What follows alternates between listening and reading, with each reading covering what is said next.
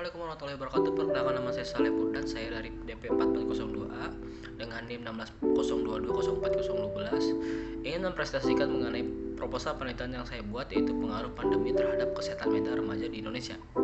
Situasi yang mencekam saat ini dapat menyebabkan masalah kesehatan mental seperti stres, kecemasan, gejala depresi, insomnia, penolakan, kemarahan, dan ketakutan. Hal tersebut juga dirasakan oleh remaja dan bahkan anak-anak.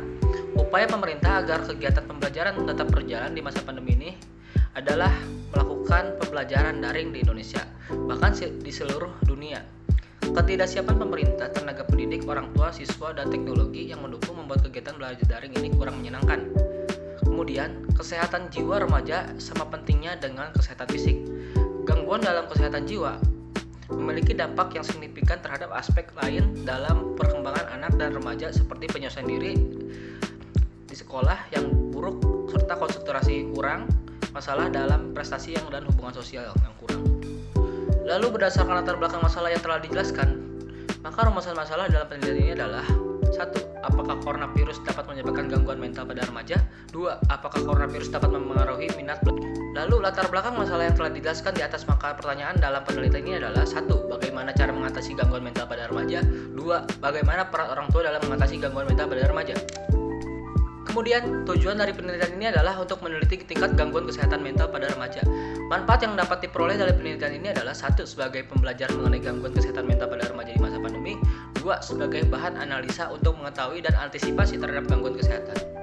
Menurut Piper dan Uden, kesehatan mental adalah suatu keadaan di mana seseorang tidak mengalami perasaan bersalah terhadap dirinya sendiri, memiliki estimasi yang realistis terhadap dirinya sendiri, dan dapat menerima kekurangan dan kelemahannya, kemampuan menghadapi masalah-masalah dalam hidupnya, memiliki kepuasan dalam kehidupan sosial.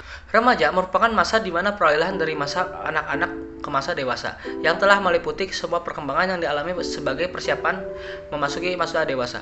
Perubahan perkembangan tersebut memiliki aspek fisik, psikis, dan psikososial. Sedangkan virus corona sendiri adalah virus yang menyerang sistem pernapasan. Penyakit ini diberi nama COVID-19. Lalu metodologi penelitian yang digunakan pada penelitian ini adalah statistik deskriptif. Statistik deskriptif adalah salah satu teknik analisis data yang sering kali digunakan oleh peneliti atau praksis data. Teknik ini biasanya digunakan untuk menganalisis data dengan cara menggambarkan atau mendeskripsikan data-data yang sudah terkumpul sebelumnya tanpa merubah sumber datanya. Lalu kesimpulan pada penelitian ini adalah anak-anak dan remaja di masa pandemi ini sangat rentan terhadap risiko stres berkelanjutan, sehingga kesehatan jiwa mereka membutuhkan pertimbangan khusus selama dan setelah pandemi berakhir. Depresi dan ansietas merupakan gangguan jiwa yang paling umum ditemukan pada usia anak-anak dan juga remaja, di mana gangguan tersebut memberikan dampak buruk yang signifikan dan bahkan mencetus ide bunuh diri. Lalu, Jarnawi juga menyimpulkan bahwa pandemi ini tidak hanya mengacaukan tatanan hidup, tetapi juga memunculkan gangguan psikologis seperti stres dalam bentuk ketakutan, kegelisahan, dan kecemasan. Sekian dari presentasi saya. Mohon maaf apabila ada kata-kata yang salah. Wabillahi taufiq wa hidayah. Wassalamualaikum warahmatullahi wabarakatuh.